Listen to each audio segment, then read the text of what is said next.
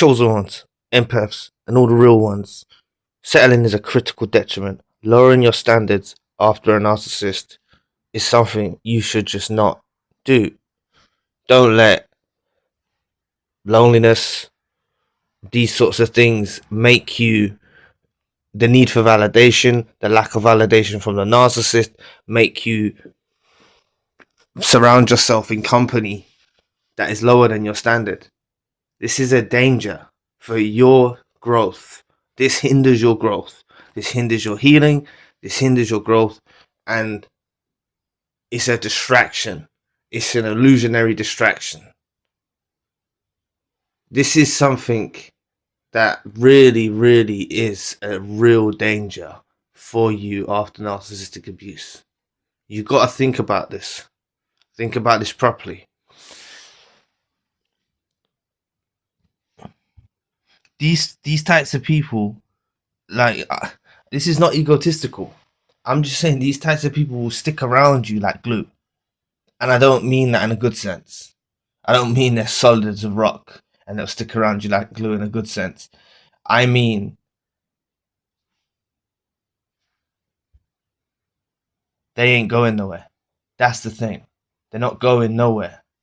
Before you know it, life's passed, and yet again, you've wasted time around people that are not on your level. And they may not be narcissists. They may not be narcissists. They may not be that toxic, but they're just not on your level. Okay? You're gonna ascend and grow.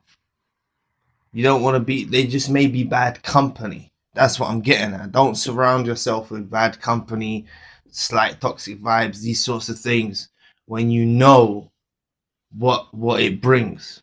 Okay? Plus, these people, if you've told them your whole story about narcissistic abuse and things like that, and they're going to be walking on very, very fragile eggshells. So you're never going to really know the real them. They may be very clever in concealing the mask. See, there's levels to this. So that a narcissist and toxic individuals can keep a mask on better than others. Some are more manipulative than others. Some are more deviant than others. They're all under a collective, but they roll differently. So all I'm saying is, when I said wasted time, many times you may have heard me, unless this is your first time here, I say to you, you learn from your experience, it betters you, it's not wasted. But if it keeps reoccurring, and it happens to a lot of you, people who I've spoken to, it happens to a lot of people, then there has to be there has to be vigilance. There has to be clear vigilance in the way that you approach these situations. And standards is not the answer. I'm not just talking about romantic relationships here. Like, I've spoken to people that have lowered their standard, or they've lowered the bar after narcissists. And there was this individual who I had a session with, and they actually cried. They broke down after, when they was with the new person. You see, they didn't like the person. Maybe it's inability to bond because of the trauma or whatever, but it's just like, don't lower the bar. If you reach higher, you heal. This is a much better position for you to be in. You'll be totally past everything, and you'll be able to really let people in that are worthy, these sorts of things. It's just, I don't want any of you to go down any routes that are unnecessary detours in life. It's just unnecessary. There's a lot of people that detour you off the path, and it's just unnecessary. I'm covering the Lone Wolf series, but I'm not even talking about Lone Wolf necessarily. I'm just saying, don't get drawn out by these individuals. Lower the bar, be around bad company, be around these things. Don't do it. There's no point. It's better to be alone than be around bad company and people that you're lowering the bar with. And don't be in a persistent search for the magical other either, right? I've made this series about soul family because your soul family does exist, okay? But what it's about was first the best thing to know. The best thing to know is there was something I saw. You may have seen it. It's a pretty widespread video. It was a rabbi, and they said to him he was looking for a particular set of things that he wants from his wife. So this is when he was younger, and the man said to him, like, write on a bit of paper. Then he said to the rabbi, before he was this is when he was young, he said to him, go and become all of those things and then look for it. So this is what I'm saying. I'm not putting anyone down, but each and every one of us have ways that we can better ourselves and level up and ascend and develop. Then when you do that, you will align, or you will network with people more on your level. You see? But if you stay around bad company, or you stay at that level, I'm not telling you to elevate and rise and start frowning upon people or looking down at people and all of that. No, that's not what you're gonna do as a real one, as a chosen one, as an empath. You're not gonna start frowning and looking down at people and that. All I'm saying is elevate your mind, elevate your soul, elevate your heart, elevate your spirit, and rise. This is what it's about. Because it's the thing is even say you'd never had a narcissism. Many of you may have been in rebound relationships. Like this is why I don't like. This is what the chosen one, real ones, and empaths get caught up in. Rebounding into some dysfunctional relationship. Like, it may distract you. It may feel like there's people in the recent. I'll put this out there because it's there's someone in the comment section that's met someone and it's decent and it's great and everything like that. That's what they're saying, and they done it quite soon. So you can never rule out the possibility. So I'm not totally telling you to go off the idea. All I'm saying is it's quite frequent that there is people, bad company will gravitate towards you when you're vulnerable. Narcissists, toxic individuals, all of these sorts of types of individuals will gravitate towards you when you're vulnerable.